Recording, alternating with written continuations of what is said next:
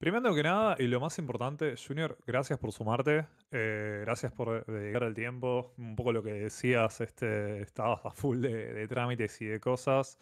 Gracias por venir.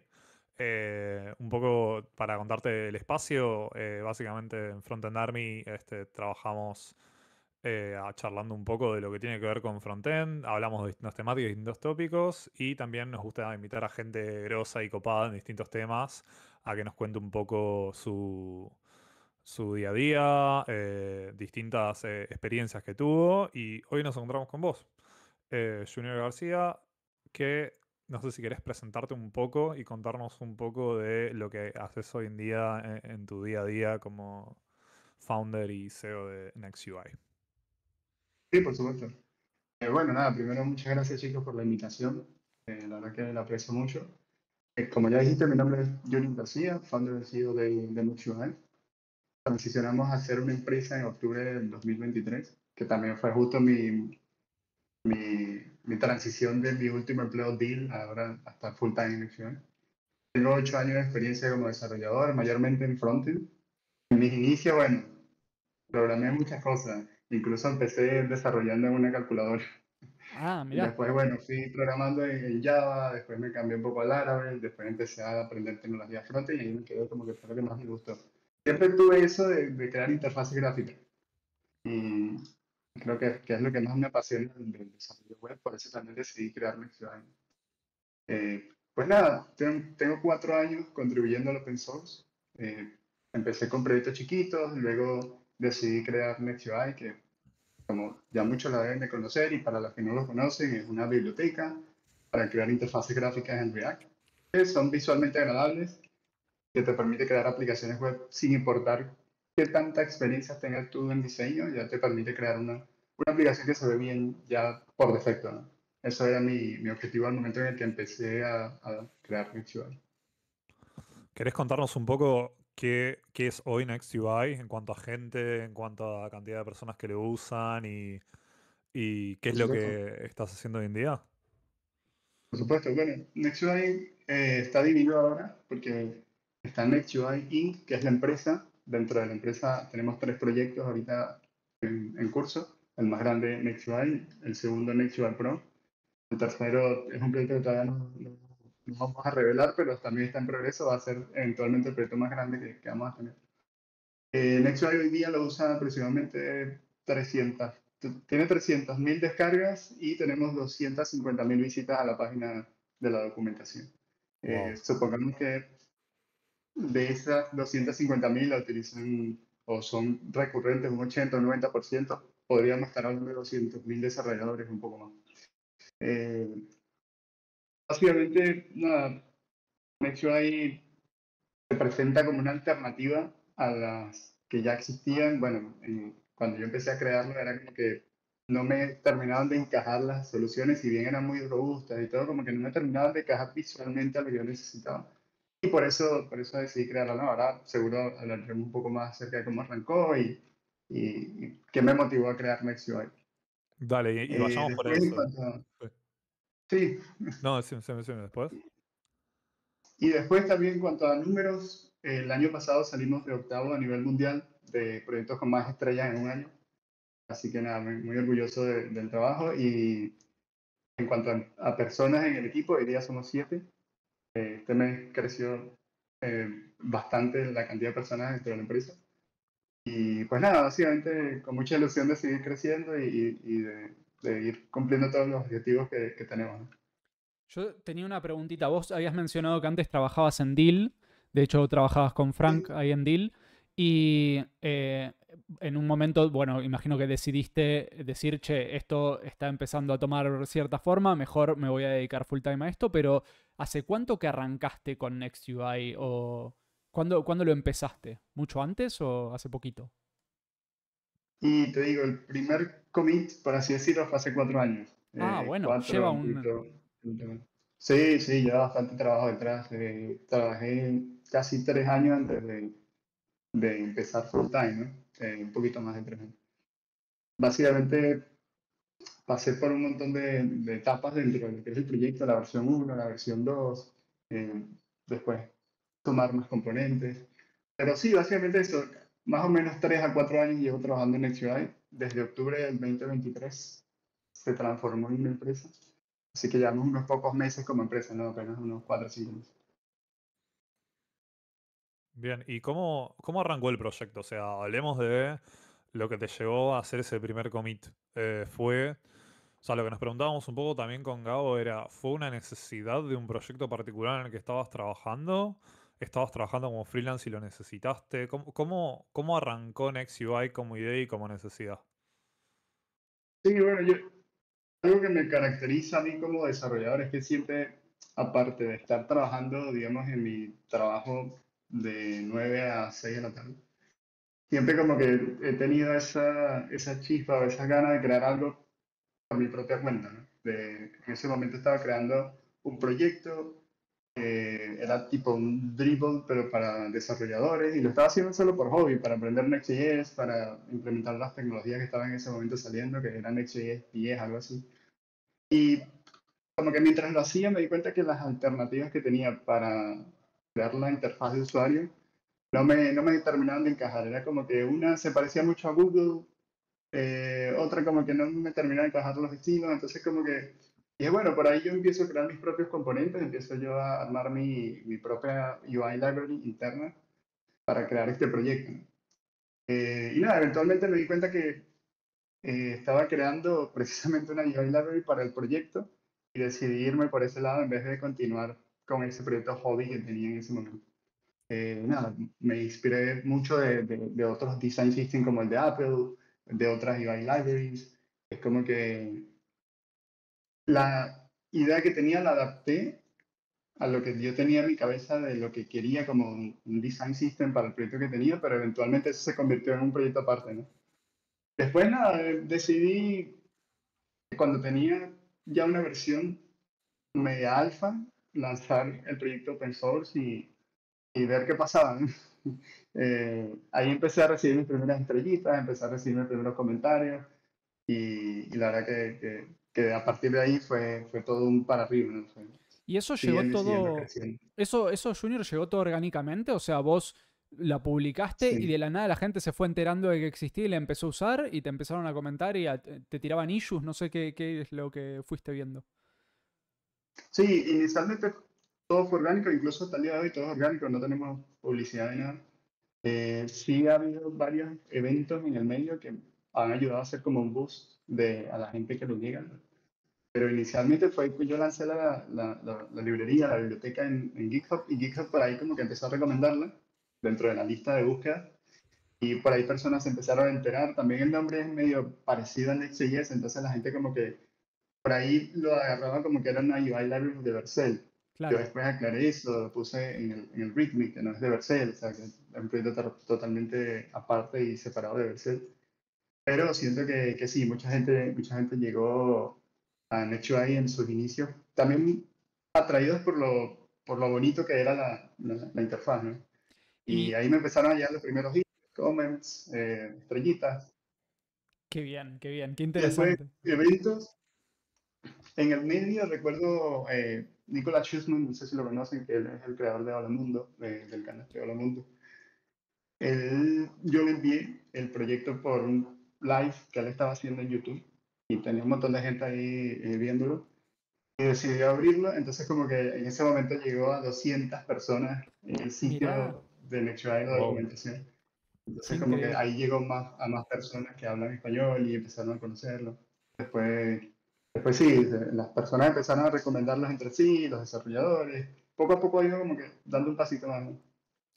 Y yo te quería preguntar, ¿NextUI está pensado más que nada para trabajarlo con Next.js o dio la casualidad de que agarraste ese nombre y nada, la pegaste también con un poco de la atracción esta que hablabas de lo de Vercel? Sí, muy buena pregunta. La verdad que la gente a veces tiene esa confusión, piensa que es solo para Next.js, pero no. Mi idea inicialmente, y hasta el día de hoy sigue así, es que sea compatible con la mayor cantidad de frameworks de React y con React solo, digamos, un bit o algo así, eh, posible, ¿no? Así que, si bien las features de Next.js yo intento que sean compatibles, por ejemplo, Next.js con la versión 13 lanzó los React Serverless Components, entonces ya todo el tema de los estilos o los style engines que eran CSS y JS ya no eran compatibles al 100%. Ahí tuve que hacer una migración de Stitches CSS a Tailwind CSS que ahora es compilado, ¿no? Entonces como que siempre Next.js pues, fue una migración bastante grande, pero siempre Next.js es como el framework más importante para Next.UI, pero no es el único que soportamos. O sea, se puede utilizar en Bit, se puede utilizar en Remix, se puede utilizar en Astro, se puede utilizar en los frameworks como más conocidos de React. ¿Y tuviste alguna vez algún acercamiento de la gente de Vercel o algo así como para preguntarte qué tal, cómo te estaba yendo, cuánto cuesta comprarte esto o algo así? No comprarme, pero son sponsors. Ellos me escribieron, me Ah, dijeron muy bien. que les encantaba el trabajo, que estaban viendo por su Slack interno, que como que estaban mandando Next.UI y decidieron ser sponsors de Next.UI. Y si vas ahora a Next.UI.org vas a ver que está Vercel como sponsor. Qué Es groso, Eh, el qué único groso. acercamiento. un saludo para Guillermo Rauch ahí, que seguramente nos está mirando como todos los streams que hacemos. Seguro se ve. Un abrazo muy grande para él y para Vercel, que es lo más. Por favor. Y Junior, te hago una Abrazo. pregunta. ¿Qué decisiones, o sea, ya nos paramos en un momento de la historia en la cual tenías ya un poco de público, tenías tráfico? ¿Cuáles fueron las decisiones que vos decís fueron como las decisiones clave a la hora de armar la librería que vos dijiste esto y esto marcaron que esto sea robusto y que mucha gente lo pudiera usar? Ya sea por la definición de la API, ya sea por cómo definiste los componentes, la documentación, el uso. ¿Cuáles fueron las decisiones como más importantes a la hora de arrancar el proyecto? Y la primera decisión importante fue la estructura, sobre todo la versión 1 y cuando pasamos a la versión 2. La estructura fue súper importante porque ahí pasé semanas leyendo código de otras UI libraries, ver cómo y entendiendo cómo ellos hacían las cosas, qué herramientas utilizaban para hacer el build. Porque un poco le comentaba a Frank que es como diferente cuando utilizas una UI library para un proyecto, digamos, de client, de end client, cuando ya estás creando un producto, a cuando creas una UI library. Porque para crearla necesitas como que entender y adaptarla a los diferentes compiladores, a los diferentes frameworks. Tiene que soportar tree shaking, tiene que soportar un montón de cosas que por ahí no son tan visibles del lado del usuario final, ¿no? En este caso el desarrollador. Entonces como que tuve que primero tomar la decisión de entender cómo funciona y cómo crear una UI library. Porque si bien yo estaba haciendo componentes para el proyecto en el que estaba trabajando, no era lo mismo crear una UI library a tener unos componentes en tu proyecto, ¿no? Esa fue la primera decisión, entender qué utilizaban los otros proyectos, qué utilizaban GitHub Actions, qué utilizaban como Salt Engine, y de ahí agarré como partecitas y dije, bueno, yo quiero hacer esto, esto es lo que voy a hacer y estas son las herramientas que voy a utilizar y esto es lo que quiero para Next.js. Después, otra decisión complicada fue decidir qué Style Engine utilizar. Por ejemplo, empecé con Next.js, el Style GSX, no sé si lo conocen, pero Sí. era como que venía por defecto en Next.js, ¿no? Eso como que complicó mucho el tema de las variantes, manejar los diferentes estilos en los componentes. Encima yo también tenía, o tengo todavía esa como filosofía de darle al desarrollador la mayor cantidad de variantes para que después elijan, ¿no? Entonces, era muy complicado. El Style GSX era muy complicado. Después migré a Stitches por una conferencia, creo que la conferencia del 2021 de Next.js, donde hablaron de So you think you can do a dropdown. Entonces ahí fue como que vi Stitches, vi Redux y fue como que esta API me encanta, que es la de variantes compuestas, las de diferentes propiedades. Entonces me fui por ahí hasta que llegó Next.js 13 y mató todas las CSS en JS y tuve que migrar a Tailwind. Pero nada, creo que a la hora de arrancarlo fueron muchas decisiones, sobre todo de estructura, disculpa, de estructura y de pensar cómo hacer que mi código llegue a la mayor cantidad de personas a través de un npm install, ¿no? Y que esas personas puedan utilizarlo con diferentes tecnologías, con diferentes compiladores, con diferentes ambientes, además, porque tú utilizas Windows y otros utilizan Mac. Entonces, como que son decisiones y consideraciones que tienes que tener al momento de crear una open source library. Totalmente. Me Sí. ¿Qué ibas a decir, me Frank? ima- Sí, me imagino que también con eso tuviste un montón de issues, o yo por lo menos no he visto ninguna librería así comúnmente usada que no tenga una pila de issues y de problemas de compatibilidad. ¿Algún issue así que vos digas tipo, che, esto tuvo mucha repercusión o me hizo pasar muchas noches en vela? ¿Que recuerdes algún issue en la librería? Y la verdad mucho, o sea, si recordarme de uno en específico es como difícil porque constantemente los usuarios están probándolo y aparte como que todos los días sale una versión nueva, digamos, de Next.js o sale una nueva versión de Tailwind CSS, entonces siempre hay que estar como soportando esas versiones nuevas y las viejas también, porque no es solo que puedes agarrar y deprecar toda la API y decir, bueno, ya esto no sirve a lo que tenía. Entonces, como más que todo, esos son los issues más complejos de compatibilidad. Después, issues con accesibilidad es una de las cosas más complejas de las UI libraries. Hoy día, bueno, hay alternativas como React Area Components que te dan, por así decirlo, la lógica y tú luego le agregas los estilos. Después tienes Redux UI. Hay diferentes alternativas headless. También está Headless UI de Tailwind CSS, del mismo equipo. Nosotros fuimos por React Area, pero la parte de los hooks es mucho más complicado que la parte de los componentes, pero la parte de los componentes la acaban de sacar hace como 2 meses. Sí, re poquito. Es muy nueva. Y ¿Cómo la vas viendo la sí, parte sí, de los sí. componentes? Me imagino que ya estuviste chusmeando un poco por ahí. Sí, a mí me gusta sobre todo la parte del Composability API que ellos tienen, porque te permiten utilizar un provider y pasarle diferentes contextos y ahí vas armando como tu UI, ¿no? La parte como avanzada del React Area Components. Claro. Tiene cosas que no me gustan, por ejemplo, que sea un paquete, un solo paquete, que ahí tengas todo. Si vas a NextUI vas a ver que los componentes están divididos en paquetes. Tienes un paquete para el botón, tienes un paquete para el accordion, tienes un paquete para, no sé, el avatar. Entonces, eso nos frena mucho de utilizar el React Area Components porque no tenemos por qué instalar toda la librería para solo el avatar o para solo el button, ¿sabes? En cambio, el React Area Hooks sí está dividido en diferentes paquetes y es como lo usamos. Es un poco más complejo de implementar, pero siento que también las personas y los desarrolladores se fijan mucho en el build size. Si ven que pesa más de 300 kilobytes, ahí dicen no lo uso. Entonces, como que es otra de las cosas, dolores de cabeza de los que crean UI libraries y creo que en especial cualquier librería. Que muchas veces el peso que por ahí vas a Pantofobia o a cualquier otra página esta que te da el peso del paquete no es real, porque cuando utilizas tree shaking, si tú estás solo utilizando un botón, vas a tener en el build solo el peso del botón, que puede que sean 10 kilobytes, 15 kilobytes, no es que vas a tener 300 kilobytes. Claro. Y mucha gente no entiende eso, y lo primero que ve es que si pesa más de 300 kilobytes no está. Yo, Entonces, algo que se me había venido a la mente, vos mencionaste de que tenés todo separado como en distintos packages, ¿no? sí, ¿Y hay cómo un, hace hay un la package que Claro, explica. como que agrupa todos Sí. y después están otros que son divididos. O sea, puedes instalar un botón y solo utilizar el botón. No tienes por qué utilizar el resto de componentes si no quieres. Mirá. O sea, Eso es un reto porque... Sí. disculpa. No, por favor, dale, por dale. favor. No, que eso justo iba a comentar que es un reto, eso lo implementamos en la versión 2.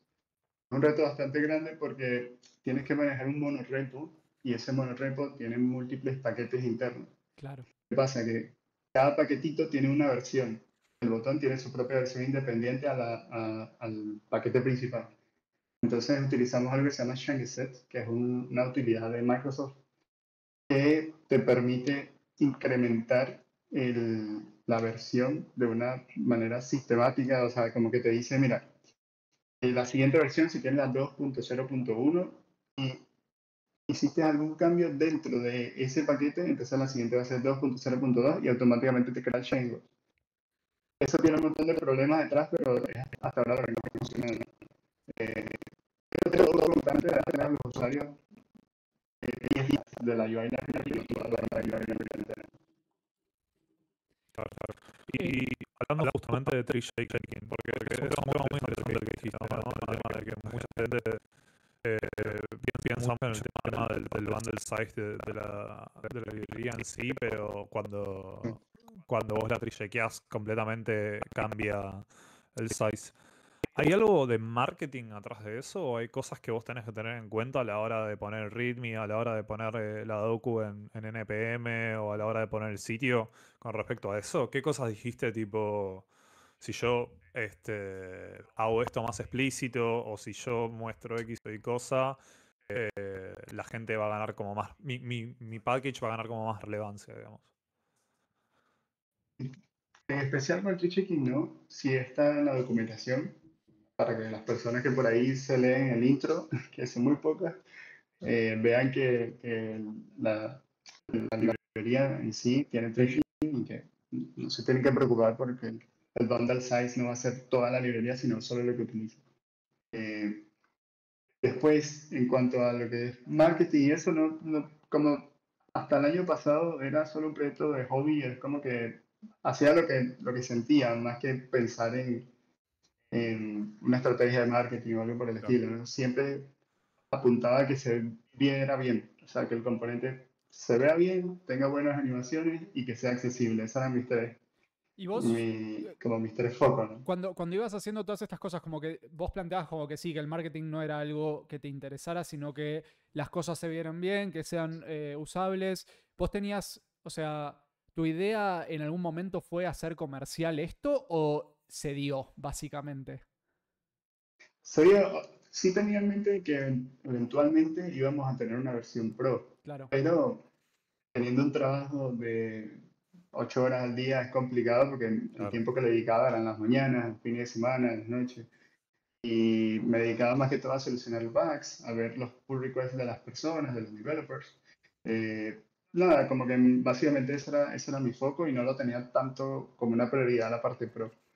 Eh, Después sí se puso una prioridad al momento que recibí una inversión, que fue lo que el antes y el después, de Ah, yo decir, nada, ya, y aquí me voy a dedicar full time y dejo mi trabajo estable, que tengo un sueldo mensual que me permite vivir, estar tranquilo, a dedicarme a mi proyecto, fue lo que siempre quise, además.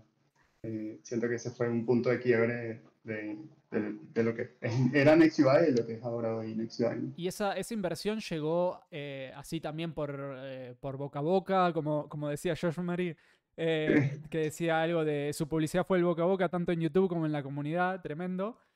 Eh, ¿Fue un poco esto también? O sea, ¿alguien llegó y dijo, che, me gusta lo que estás haciendo, quiero poner plata? ¿O tuviste que andar contactando gente o algo así? No, tal cual, me escribieron por Twitter, me dijeron que les gustaba, que tenía en mente que quería hacer para que esto fuese más grande. Ahí empezamos conversaciones, todo, y bueno, terminamos levantando una inversión de $300,000. Ah, bueno, muy bien. Bien. Y Muy bueno. eso me permitió, nada, tener un equipo, ya empezar a pagar un montón de cosas que tienes que pagar mensualmente por simple hecho de tener una empresa. Claro. Así que, Claro. pero sí, básicamente como llegó fue así. Me escribió por Twitter. También siempre he tenido como esa gana de publicar lo que hago, ¿no? Parte del open source es eso, de que como que no solo te lo guardas para ti, sino que como que quieres que otros vean tu trabajo, que por ahí te apoyen, que por ahí te manden pull requests, que por ahí digan, mira, esto se puede hacer mejor de esta otra forma. Y siempre que lanzaba una nueva versión, la ponía en Twitter. Eh, También tenían buenos como vistas, muchas personas le daban like, entonces capaz por ahí empezó a llegar a ojos de inversionistas también. Claro que ellos no son usuarios que están en GitHub, Tal al cual. menos no todos. Yo, antes de cambiar un poquito de tema, quería volver a algo que había leído antes ahí en el chat. Josh Manny también decía, Tailwind mayor a todo el otro que dijo y no conozco. Sí, soy Tailwind fan. ¿Vos qué onda, Junior? Ya que tuviste que migrar a Tailwind y todo eso, ¿cómo te sentís respecto a Tailwind? ¿Muy a favor, muy en contra? Sí, yo estoy muy a favor de Tailwind, siento que te ayuda mucho a desarrollar interfaces gráficas rápidas. Sí le faltaba algo y creo que, bueno, todavía le falta que Eso es algo que no conté, pero tuve que crear una librería que se llama Tailwind Variants, que es básicamente agarrar la API de Stitches y adaptarla para que funcione con Tailwind. Y eso me tomó como 2 o 3 meses también hacerlo antes de migrar a la versión 2. Siento que eso es lo que le falta a Tailwind como para que no sea todo un montón de clases, que es lo que la gente se queja, un montón de clases en un componente en el class name, en el class name property, sino que sea mucho más visual la forma en la que tú estilas un componente, que digas, bueno, cuando el botón está desactivado quiero que tenga la opacidad de 50, por ejemplo. Claro. Y si es que el color es primary y está desactivado, entonces quiero un compound variance que me aplique un estilo diferente. Entonces si vas a tailwindvariance.org vas a ver que es básicamente eso. También hay un montón de cosas más que hemos estado agregando, pero eso, siento que lo que le faltaba lo tuve que hacer para poder migrar a la versión 2. Increíble. De resto, me encanta. Y acá pregunta Pauleo en el chat, ¿qué nuevos componentes están en el bucket list o en el backlog para Next UI? Qué es lo que se viene? Así un Tenemos spoiler el date mínimo. picker, sí, el date picker, el calendar, el toast y ya los otros no se los puedo decir, pero sí, esos tres. Estamos también Eso. trabajando en el roadmap y en el changelog, tanto para la versión Pro como para la versión open source. Ya la próxima semana más o menos deberíamos de tener ahí para que todo el mundo vea en qué estamos trabajando, cuáles son los cambios que se vienen. Incluso van a poder sugerir componentes, sugerir features, o mandar un issue directamente desde está bueno. Muy bueno. Ahí Josh decía Date Picker, por favor. ¿Y Time Picker lo están teniendo en cuenta? También que sí, toda la parte de los componentes que son de fecha los piden mucho y están top priority en el backlog. Estamos trabajando mucho en eso. Nada, como les digo, también ahora tengo un poco de ayuda, o sea, tengo bastante ayuda porque tengo 7 personas aparte, o sea, 7 personas, 6 personas aparte de mí, que, que ya me ayudan a llevar este proyecto adelante, ¿no? Que antes era yo solo y era como que, bueno, yo me meto acá, yo programo, yo escribo documentación, que es algo que quita mucho tiempo, yo resuelvo issues, yo, como que me quitaba la camisa y me ponía otra, ¿no? Bueno, a medida que vaya creciendo el equipo, seguro se van a seguir lanzando más features y más cosas, ¿Y qué onda este pero nada, eso. equipo? ¿Qué onda el equipo este de otras 6 personas, además de vos, que se sumaron? ¿Era gente que contribuía en el proyecto o cómo lo fuiste buscando? Me costó mucho encontrarlos. De hecho, tuve un montón de llamadas, más que todo el año pasado, como buscando personas para sumar al equipo, porque eso fue otra de las cosas que tenía como top priority, ¿no? Ya recibí una inversión, ahora yo sé que yo solo no puedo hacer todo esto. Vamos a buscar gente que me ayude. Pero no daban como con las personas que conocieran el proyecto. Entonces lo que hice fue que me fui a los pull requests y vi cuáles eran las personas que más contribuían al proyecto, que ya yo sé que ya ellos conocen, ya sé que ellos han mandado sus pull requests, ya yo los he aprobado, los he hecho merge. Y de ahí los contacté y nada, estuvieron encantados de sumarse. Y nada, básicamente así los conseguí. Qué bien. Siento que una de las mejores formas también de contratar, si es que tienes un proyecto open source, primero ir a las personas que ya conocen lo que estás haciendo, que les interesa, y sobre todo que apuestan por el proyecto sin ni siquiera ser empleados, ¿no? Simplemente porque les gusta, porque tienen un tiempo libre y quieren acomodar un issue, quieren enviar una feature. Siento que eso es muy importante y hasta ahora, la verdad que unos genios. Qué bien. Genial. Bueno, felicitaciones para ellos también. Qué bueno que puedan Sí. estar trabajando y viviendo también de un proyecto open source. Es muy interesante. Ahí Pauleo también preguntaba, ¿fue inspiración trabajar en ViewSax? ¿Qué pasó con el proyecto? Sí, también lo tomé como inspiración, más que todo al principio. Básicamente era como que decía, bueno, esto se ve genial, pero está en Vue. Sí, sí, en ese momento, de hecho, creo que todavía estaba activo el tema de ViewSax, creo que el 4 o el 3 no recuerdo ya.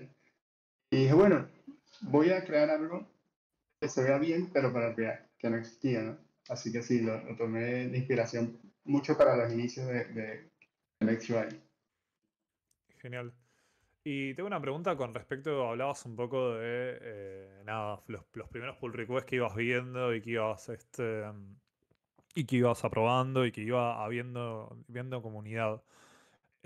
¿cómo gestionaste al principio la comunidad? O sea, ¿cómo es el hecho de que pueda venir varias personas, te puedan levantar un issue, te puedan levantar un pull request? ¿Qué cosas tenés en cuenta a la hora de ver un pull request? Al principio fue ensayo y error. Fue como, bueno, por ahí enviabas un pull request y si no tenía descripción, incluso lo hacía merge, o sea, como que era muy chiquito el proyecto. A medida que el proyecto crece, es como que sí o sí te exige mejorar esos procesos, ¿no? Hoy día tenemos un GitHub Action que valida que el TypeScript esté correcto, que el left link esté correcto, que la librería compile. Después, si es que hiciste un cambio en alguno de los paquetes core, tenemos el change set que detecta que tienes que sumar el change set a los cambios que estás enviando. Entonces, como que a medida que fue creciendo el proyecto, fui sumando cosas en el medio, precisamente para ahorrarme tiempo. Y ya cuando veía que todo estaba en verde, ahí revisaba los pull requests y decía, bueno, ahora sí voy a hacer más la revisión técnica, ¿no? Decir, bueno, esto por aquí se puede hacer mejor, o esto está perfecto, lo hacemos merge. Eso por el lado de los pull requests, después los issues. Hoy que tengo más ayuda, siento que nada, me están ayudando mucho a ver cuáles están duplicados, que es un tema bastante complicado de resolver en el tema de las open source libraries, porque muchas personas suben el mismo issue dos, tres veces, cuatro, y ves que el numerito sigue creciendo, pero es porque, obvio, no se van a ver los issues anteriores a ver si queda existe. Eso por un lado. Y nada, pero por otro lado, trato de tomar los issues por prioridad. Si veo que el issue te está bloqueando, qué sé yo, el botón no dispara el on press. Se sabe que Claro. si eso no sirve, no, tienes que solucionarlo sí o sí, ¿no? Entonces, lo trato de organizar por prioridad y así los voy resolviendo. O sea, vos vas recorriendo los issues básicamente y decís, esto es recontra grave, esto es muy tranqui, lo podemos dejar para después y así Sí, te vas organizando el backlog. Muy bien. sí. Sí, lo que hago es que GitHub te envía un email Sí. y entonces yo lo que hago es que los correos que no tengo abiertos de mi correo personal, que los tengo en una carpetita de GitHub, es porque no los he revisado. Entonces ahí voy leyendo un poco la descripción de cuáles son graves, cuáles no, y los que veo graves los abro y por ahí respondo o abro un pull request y lo soluciono. Muy Pero bien. eso, como que utilizo mi correo para tener una cuenta de issues que no he revisado. Genial. Che, y ahí Pichón nos preguntaba si esto es solo para React o también está para React Native, por ejemplo. Es una pregunta que hace mucho, pero no está para React Native. Por ahí en el futuro puede que sí. Muy Utilizamos interesante, muy interesante. utilicemos el mismo design system. Me ¿Sabes, gustaría, me sabes gustaría que tener tiempo para hacer todas esas cosas. el otro día estuve viendo de una librería que se llama React Strict DOM, si no me equivoco, que busca un poco esto de bajar los tags de HTML que son estándar, bajarlos a componentes de React Native también, si no me equivoco. Entonces lo que busca también es como estandarizar un poco y hacer de una forma un poco más uniforme la interacción entre React y React Native para que pueda generar cosas que sean intercambiables de un lado al otro. Por ahí, espero no estar equivocándome con lo que estoy diciendo, creo que era así. Pero nada, cuando esté un poco más menos verde eso, seguramente te pueda llegar a utilizar. Buenísimo, sí, sí, de hecho hay otras alternativas. Está, por ejemplo, la parte de React Web que están haciendo React Native Web, creo que se llama, que lo están haciendo el equipo de Expo. Después está Ionic. En Ionic sí puedes utilizar los componentes de NextUI, porque básicamente es un iframe, por así decirlo, que después algunos componentes sí se transpilan y se compilan en nativo, pero los de NextUI lo puedes utilizar como, por así decirlo, NextUI en mobile native. Y después nada, espero que sí estandaricen eso y sea más sencillo el trabajo de los que creamos React UI Libraries. Junior, una pregunta importante, porque ahora metámonos un poco más en lo que es el mundillo open source, más a nivel general. Contamos un poco cómo es el negocio o cómo se maneja el negocio dentro de lo que es el open source. Porque hay como mucha dualidad, o sea, es obvio lo que estuvimos hablando, la dedicación que le tenés que dar a tu proyecto open source. ¿Cómo es el tema de decir, bueno, ok, este va a ser mi trabajo y a esto me voy a dedicar full time? ¿Cómo se trabaja eso? ¿Cómo es el negocio open source para vos? Bueno, el modelo de negocio del open source es complejo, pero hay diferentes modelos que se han probado. Por ejemplo, el servicio de consultoría premium que tiene Red Hat. Red Hat es una de las empresas con más revenue anual, así que es una de las que más utiliza el open source como revenue, ¿no? Le da consultoría premium a las empresas grandes y de ahí obtiene el dinero. Después, características premium, componentes premium como es Next.js Pro, el lado que nosotros hablamos. Básicamente acumulas una masa de usuarios que están interesados en tu proyecto open source, que lo utilizan, que están acostumbrados. Que nada, o sea, eso igual se dio natural porque hasta ahora no había pensado en una versión pro hasta el día pasado. Pero es como que ya tienes 250.000 usuarios que están entrando a la documentación. Así que si creas una versión pro con que entren y el 10% de esas personas ya tienes potenciales clientes. Claro. Esa es otra opción de cómo monetizar un proyecto open source. ¿Y qué ofreces La dentro de la otra es que hay, versión... Sorry, ¿qué ofreces dentro de la versión Pro vos hoy en día? la versión pro son componentes más complejos en términos de estructura, pero utiliza la versión open source under the hood. Ok, Por debajo utiliza la versión open source. Son, por ejemplo, un login, un sign up, un formulario, como componentes específicos que además están basados en casos de usos reales que te permiten ir más rápido. Como que necesito un dashboard, necesito un sidebar, necesito componentes más estructurados, más complejos. Es como que puedes ver la versión open source como piecitas de Lego y la versión pro como ya la forma, ¿no? claro. Utilizando esas piecitas. Puedes ir como, puedes ir a pie con la versión open source o puedes ir con la versión pro y ya tienes todo hecho, solo te copias y te pegas eso en tu proyecto que ya tienes instalado en Next.js y ya con eso ya tienes el componente creado. Después ahí lo puedes modificar, de hecho se adapta al tema que tengas en la configuración de Next.js y tiene un montón de cosas porque está específicamente hecho para Next.js y cada espacio, cada icono, cada cosita fue contemplado antes de lanzarlo. Excelente. Y una pregunta, ¿qué recomendarías a una persona que quiera arrancar en el mundo open source? Porque muchos de nosotros, tipo, desarrollamos proyectos, bueno, trabajamos como desarrolladores constantemente, tipo, desarrollamos librerías o desarrollamos cosas reutilizables, pero nunca decimos, bueno, esto lo quiero compartir a la comunidad o quiero empezar a arrancar mi proyecto open source para que lo usen personas, para que se dé a conocer. ¿Qué recomendarías a esa persona que si quiere arrancar en el mundo open source? Y bueno, basándome en mi experiencia de cómo yo arranqué, yo diría que la mejor manera es solucionar un problema que tú tienes y que las opciones que existen no se adaptan por completo a lo que necesitas o porque por ahí es algo nuevo que quieres crear, pero que soluciona tu problema, ¿no? Siento que eso te da una motivación extra a la hora de empezar con el open source. Después, la otra forma es contribuir a proyectos que te gusten. Digamos que a ti te gusta Next.js, tú vas al repositorio de Next.js y envías un pull request de cualquier issue o cualquier problema en la documentación, cualquier problema que encuentres dentro de la librería, porque es open source, puedes ver el código, puedes arreglarlo, puedes solucionarlo. Eso es lo bueno y lo bonito que tiene el open source. Ahí les recomiendo un par de cositas como maintainer. No enviar un pull request de más de 1000 líneas, porque eso te pone una barrera de entrada y que tú dices, bueno, tengo que tomarme más tiempo para revisar este pull ¿De, request. de más de cuántas líneas Eh, dijiste? Más de 1000 líneas, por Ok, poner un ejemplo, ¿no? Pero que sean concisos los pull requests y si por ahí el cambio es muy grande, enviarlos por partes y crear una rama aparte y decir, mira, voy a estar trabajando en esto, ¿no? Sobre todo si son las primeras contribuciones que estás haciendo. Siento que tratar de ser lo más breve posible y a medida que vas como eso, contribuyendo más a ese proyecto, sí empezar a mandar pull requests por ahí más grandes o cambiando cosas más del core de la librería. claro.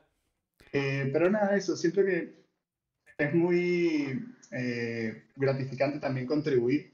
Siento que el ecosistema open source es increíble y que, nada, que todos podemos aportar algo, un granito de arena, si sea con un pull request o con un aporte económico, que esa era otra de las cosas de cómo tener revenue como open source project, a través de donaciones, a través de publicidad. Eso lo utilizan más que todo, o sea, lo sirve más que todo para los proyectos grandes, porque el nicho hay, si bien es grande, no hacía el monto necesario para yo estar tranquilo un mes, ¿no? Claro. pero sí ayudan y mucho. Y nada, yo diría que eso, que contribuyan, el 99.99% de las empresas utilizan open source. Así que que ponga un solo porcentaje chiquito de personas a contribuir en el open source, creo que haría un cambio grande. Y algo que te quería preguntar también muy relacionado a esto, hace poco surgió una polémica con Theo, no sé si lo conoces, Sí. bueno, el creador de T3 y nada, Ah, sí, lo conozco. conocido youtuber también, que decía que no contribuir en open source no es para, o sea, no es para cualquiera, refiriéndose a no contribuyas por contribuir, porque muchas veces pasa que estás, no sé, haciendo cambios en un README simplemente para mostrarlo en tu CV, como decir, sí, mira, contribuyo en open source y te pones a tirar PRs de READMEs a la gente. Y lo que él Sí, decía es, buscate alguna librería que vos uses y encuentres un problema y contribuí ahí, contribuí donde vale la pena y no lo hagas para mostrar experiencia frente a un laburo, sino porque realmente lo vale. ¿Cómo opinas sí. respecto a esto? Yo soy de los que piensa que cualquier contribución es bienvenida, porque es un ecosistema libre, es un ecosistema donde las personas contribuyen porque les gusta, porque quieren, porque tienen el tiempo y quieren contribuir a ese proyecto, ¿no? Así sea un cambio en el README, así sea un cambio en la documentación. Si no, les recomiendo que solo manden por request de README, porque ya es evidente que nada, que lo hacen solo para que les aparezca en el CV, ¿no? Por ahí si tienen uno o dos, bueno, está bien, pero si todos son de README o todos son arreglando typos en la documentación, sí pueden entrar un poquito más a fondo, a ver qué otra cosa pueden solventar. Igual los proyectos open source siempre tienen issues, o sea, creo que es muy difícil encontrar uno que no tenga un issue. Total. Así que empezar por ahí, ver qué issues puedes resolver, incluso si no lo resuelves, te ayuda mucho a entender el proyecto. Claro. Y es una de las mejores formas de crecer como profesional también en el mundo de desarrollo, porque es lo que decía antes, el open source requiere que adaptes el proyecto a que funcione en diferentes y múltiples casos de uso, en diferentes plataformas, en diferentes compiladores, en diferentes herramientas. Entonces eso como que hace que el código de por sí sea un poco más complejo. Entrando en ese código complejo como developer, te vas a dar cuenta que vas a ganar mucha experiencia y a la hora de ir a tu trabajo vas a tener mucha más experiencia para implementar. Siento que es una de las mejores formas también de aprender. Qué genial. Che, y ahora estamos medio lejos del Hacktoberfest de este año, pero el del año pasado me imagino que fue un reboom. ¿Ustedes participaron de esto? ¿Qué opinas del Hacktoberfest? El Oktoberfest está genial. El año Banda pasado birra. Héctor, no participé, el 2021 sí, me mandaron todos los perks, la camisita, Mirá los qué bien. stickers, todo. Ahí sí participé, pero ya después como que no seguí viendo la serie de los actores. ¿Solés, Igual so- me gusta mucho ese tipo de... solés contribuir en open source normalmente, aparte en tu proyecto, obviamente, pero Ahora ya no, antes claro. intentaba sí, contribuía por ahí a un otro proyecto. La mayor cantidad de contribuciones han sido en los proyectos que yo he creado, para un tema de estaba enfocado en eso, ¿no? Pero sí he mandado pull request por ahí, sobre todo a React Area, que nosotros lo utilizamos mucho, y nos metemos en el código fuente para entender por qué algo funciona o no funciona, ¿no? Muy bien, Entonces muy interesante ahí eso. hablo con Devon Govett, que es el creador de React Area y de Parcel, entonces ahí charlo con él y le digo, mira, tú por ahí no está funcionando bien. Y le mandamos un pull request. Y le decimos, mira, esta es nuestra solución, lo probamos y así sí funciona. Más que todo ese tipo de contribuciones hacemos con las librerías que utilizamos. ¿y alguna anécdota así de la librería que vos hayas dicho, nada, alguna experiencia que te sacó un par de noches de sueño que vos tuvieras que haber hecho corriendo o alguna contribución Digo, interesante? sí, la versión 2 fue complicada de sacar. Siento que otra cosa que tiene el open source tiene cosas buenas y tiene cosas malas.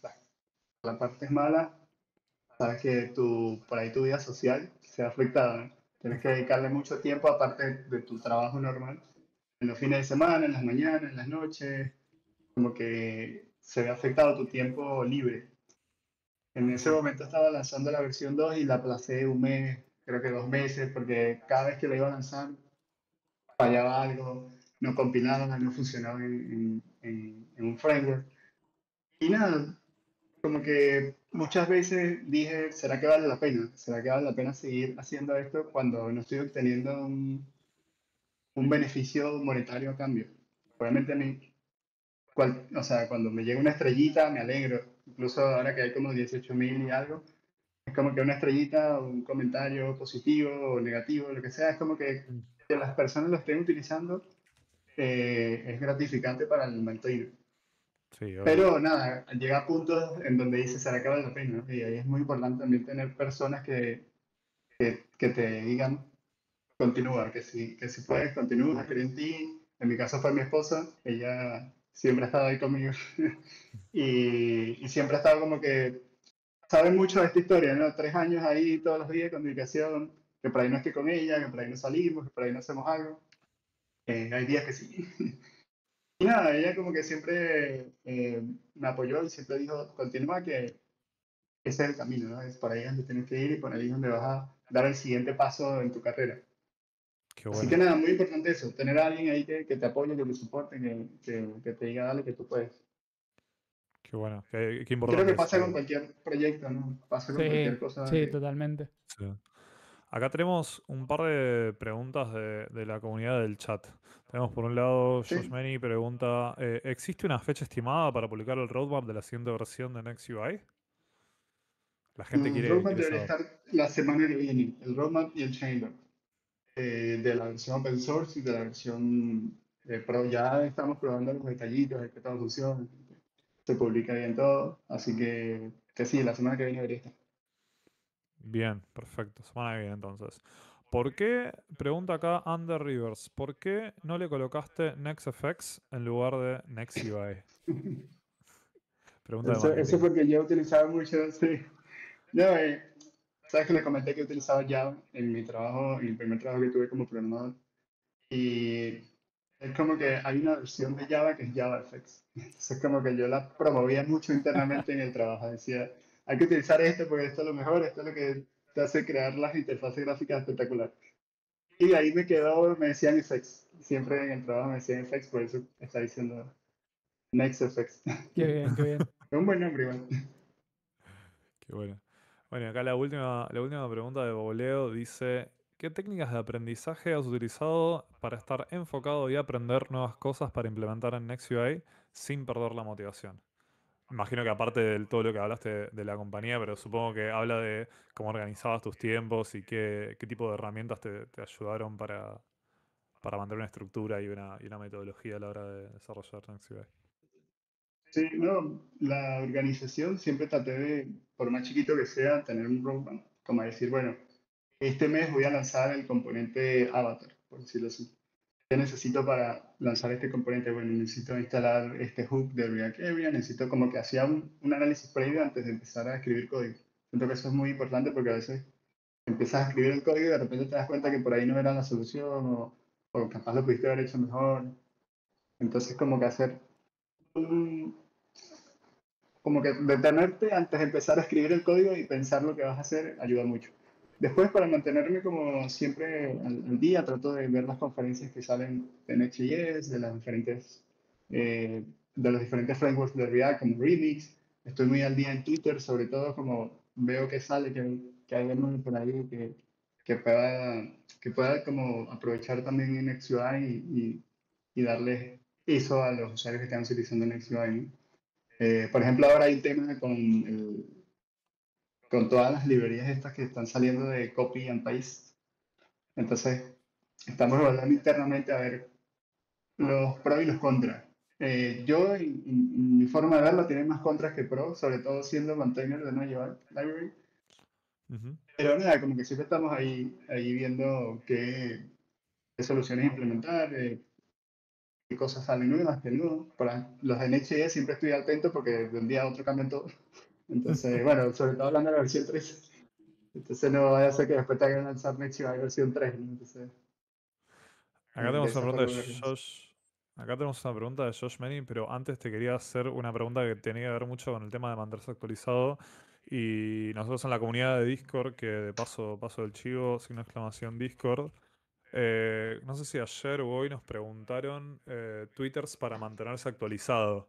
Y queríamos saber, Junior, justamente que para vos el mantenerse actualizado es clave. Sí. ¿Cuáles son tus lugares de referencia para estar actualizado con ¿Es Twitter o las son nuevas otros tecnologías? lados donde te informas? Bueno, lo primero que tengo es una extensión que se llama daily.net. Esa extensión, cuando abres una pestaña, te muestra como los blog posts de releases, dependiendo del feed que tengas y cómo lo configures, como que te muestra los releases, sobre todo los de BAM o de herramientas de frontend o blogs que las personas están leyendo.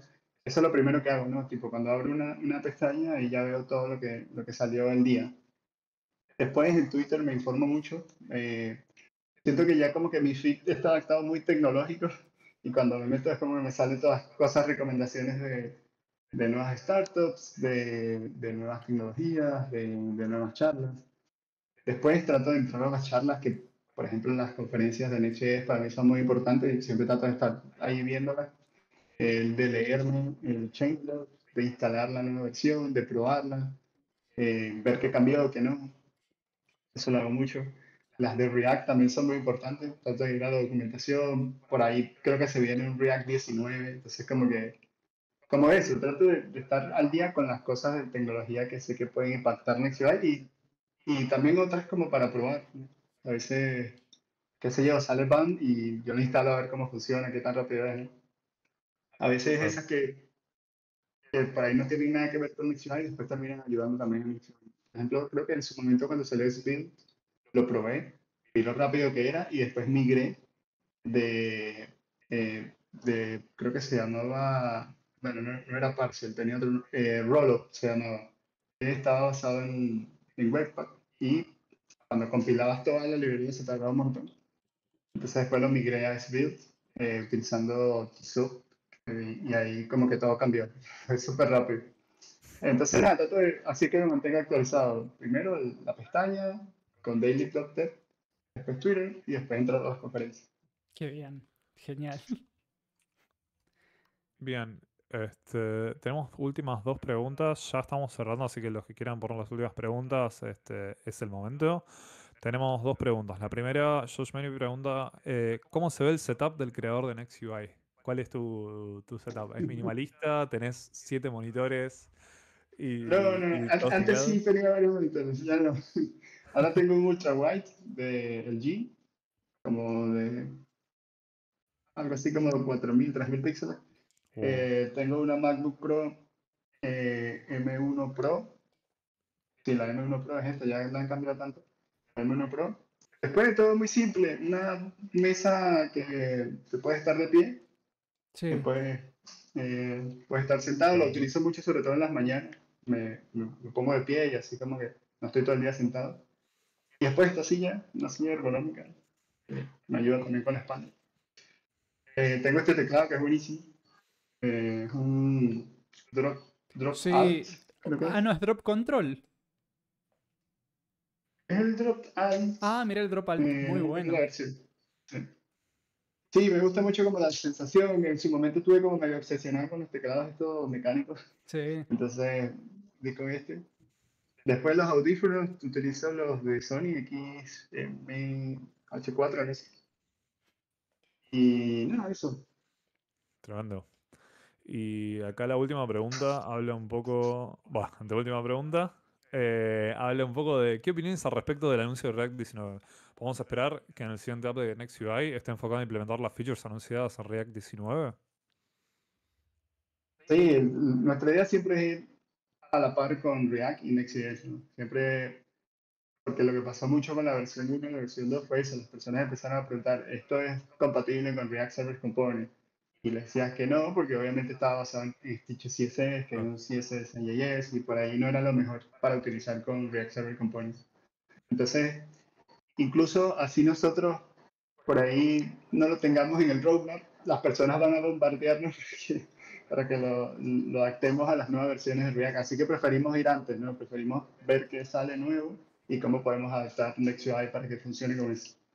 Siento que algo también bueno es que hay muy pocas UI libraries que tienen detrás una compañía. En este caso, Next.UI es una compañía ya ahora de 7 personas, seguro que vamos a ir creciendo más. Así que eso también garantiza de que va a haber actualizaciones, de que incluso nosotros la estamos utilizando en Next.UI Pro y en los otros productos que tenemos en mente, de que siempre vamos a tratar de mantenerla actualizada. No es como, por ponerlo así, Vercel y Next.js. Ellos utilizan Next.js y siempre están tratando de actualizarlo, de poner nuevas features, de poner nuevas actualizaciones para que sea compatible con las versiones de React. Así que nada, eso. Bien. La versión de React 19 la vi por encima y si van a quitar todo lo que dicen que van a quitar, va a ser buenísimo. Porque hasta ahora es la verdad que a utilizar el VS Code, el VS Neo, estar pendiente manualmente de que no se renderice más lo que se tiene que renderizar el componente, que es algo muy importante en las UI libraries. Sí. Así que para nosotros va a ser buenísimo si lo hacen. Bien. Lo malo es tener una compatibilidad previa, ¿no? React es bueno con eso, pero bueno, vamos a ver. Claro, porque si te deshaces del hook, asumiendo que React Under the Hood va a solucionarte el problema, como haces Sí, con las anteriores que todavía no lo optimizan, ¿no? sí. Y por último, acá Pableo pregunta, ¿algún día Next.UI para otro framework distinto a React Next? Supongo que va apuntado a que puedas usar Next.UI en Vue.js o en Angular o... O React Native, Sí. como decía Pichón. Sí. Sí, la barrera más grande que tenemos ahora de soportar otros frameworks es la accesibilidad y la lógica del componente. Porque, como les dije, utilizamos React Area y React Area es solo para React. Y si ustedes ven el código que de React Area tiene en el source, es un código pero monstruoso, que precisamente está hecho así para que soporte múltiples dispositivos, para que los voice over o los lectores de pantalla funcionen bien, de que el touch funcione bien en diferentes dispositivos, Android, tablet, lo que sea. Y siento que nosotros garantizamos mucho eso también en MixUI, ¿no? Que los componentes funcionen, que se dan bien, pero que funcionen bien, que tengan los atributos de accesibilidad que tienen que tener, que cuando le des escape a un modal se cierre. Claro. Entonces, soportar eso en otros frameworks significa que necesitamos una librería similar a React Area en otros frameworks. Claro, Y es complicado. claro. Hay Bien. algunas alternativas, pero bueno, tenemos que investigar un poco más. A mí me encantaría soportar todos los frameworks, Angular, Vue y todos los que salen. Pero es difícil. Si ahí Es Josh un Money trabajo. decía, no pasa nada, tenemos las PWA para todos, salvo para los de Europa que usan iOS, que pobrecitos, está medio ripeado por ahí. Están súper muertas las PWA. Sí. Bien. Papel, las mató. Vamos cerrando. Dale. Primero que nada, y lo muy importante, Junior, de vuelta, gracias por dedicarte esta hora a estar con nosotros, a responder dudas, a contarnos tu experiencia. Es re valioso y la verdad que el capítulo está muy bueno. Espero que lo hayas pasado requete bien. Sí, genial. Muchas gracias a ustedes por la invitación. Por favor. Y primero que nada, para todos los que están escuchando ahora, les queremos comentar que si vieron la mitad, si llegaron tarde, si quieren volverlo a escuchar porque se quedaron con dudas de algo, este capítulo va a ser subido a Spotify y a YouTube. Y con ese puntapié, Gabo, no sé si querés tirar las redes. Dale, de toque. Bueno, este mensaje va para vos que te acabas de sumar o que ya venís estando todos los streams junto a nosotros. Como bien decía Frank, en YouTube y en Spotify nos puedes encontrar como Frontend Army. Y si querés enterarte cuando streameamos o de las novedades que se vienen, en Twitter nos puedes encontrar como Frontend-Army también. Y si verte una hora de video es medio embole y preferís algo más cortito para cagarte de risa durante la semana, puedes vernos en Instagram o en TikTok como Frontend-Army en ambos lugares. Se pueden sumar al Discord también. donde compartimos blog posts interesantes, todas las últimas noticias. Hay un espacio de preguntas donde estamos también entre todos tratando de ayudarnos en el día a día para que todo sea más fácil y nada, divertirnos un rato también.